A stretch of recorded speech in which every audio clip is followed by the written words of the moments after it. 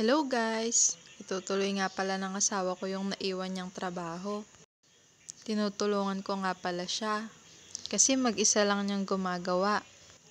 Lalo na dun pa siya sa taas. Nahirapan siyang makyat baba. Kaya naisipan ko ako na lang mag-aabot ng halo sa kanya.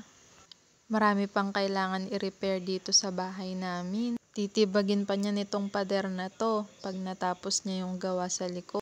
Ayan nga, tulog pa yung dalawang chikiting namin. Napagod siguro sa biyahe kasi pina-enroll na namin si ate.